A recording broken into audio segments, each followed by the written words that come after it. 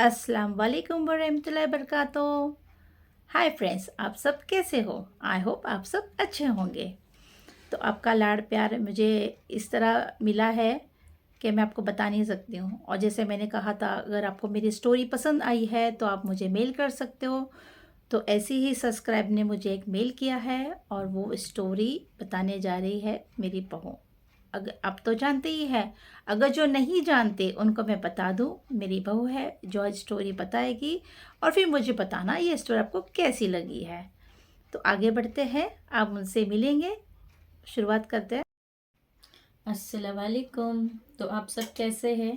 आप तो मुझे जानते ही हैं, मेरा नाम माहिन सैयद है और आज मैं आपको स्टोरी बताने वाली हूँ। ये कहानी सिर्फ एक डरावना वाकया नहीं है, ये एक ऐसी सच्ची घटना है जिसके बाद उस लड़के की ज़िंदगी पूरी तरह से बदल गई। इस कहानी के जो मेन किरदार है या जिसके साथ ये घटना हुई है, हम उनका नाम तो नहीं बताएंगे, लेकिन हम उनको मीर के नाम से बुलाएंगे। ये कहानी सिर्फ एक डरावना वाकया नहीं है, ये एक ऐसी सच्ची घटना है जिसके बाद उस लड़के की ज़िंदगी पूरी तरह से बदल गई। आज भी जब वो ठंडी हवा चलती है, उसे लगता है कोई उसे देख रहा है। इस कहानी के किरदार का नाम मीर है। मीर अपनी फूफी के घर कुछ दिन रहने गया था। वो जगह शहर से काफ़ी दूर थी। वहाँ ज़्यादा बिल्डिंग नहीं थी, सिर्फ पहाड़, शांति और चारों ओर घना अंधेरा। रात होते ही वहाँ का माहौल अजीब हो जाता था। हवा तेज़ चलती थी और रात की खामोशी मानो जैसे कान के पर्दे फाड़ देने वाली होती थी।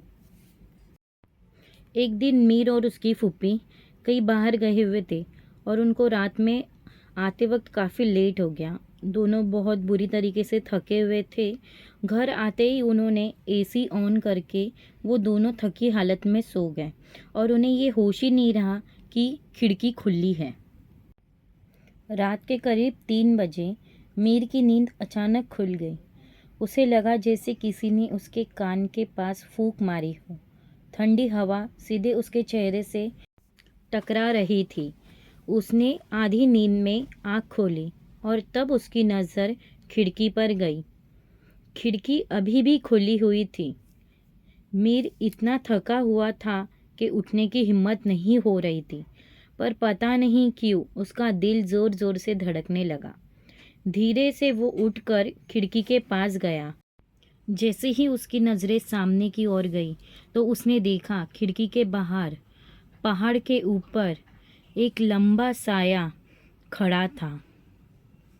सफ़ेद कपड़े पहने हुए, बहुत ज़्यादा लंबा, और उसका चेहरा इंसानी नहीं लग रहा था।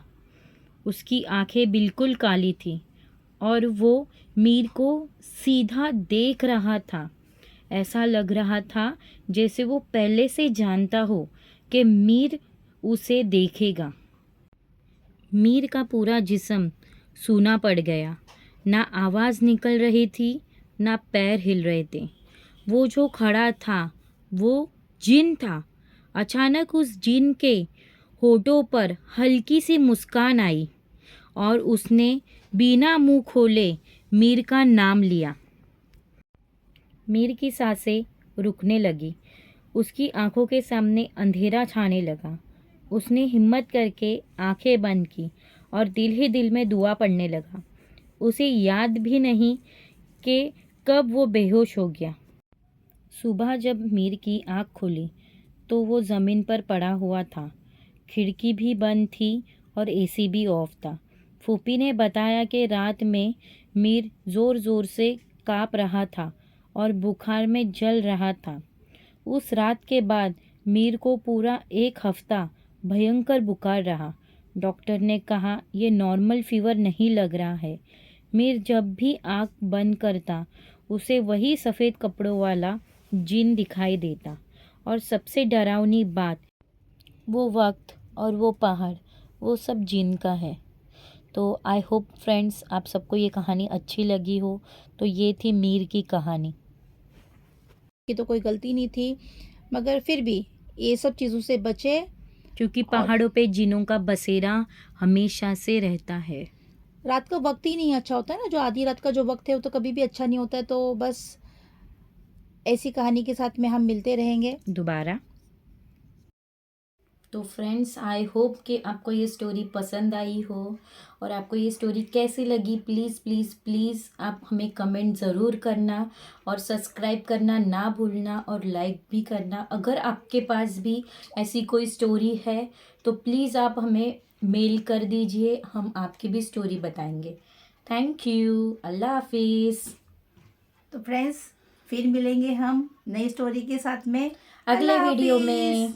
अल्लाह हाफिज़। अल्लाह हाफिज़।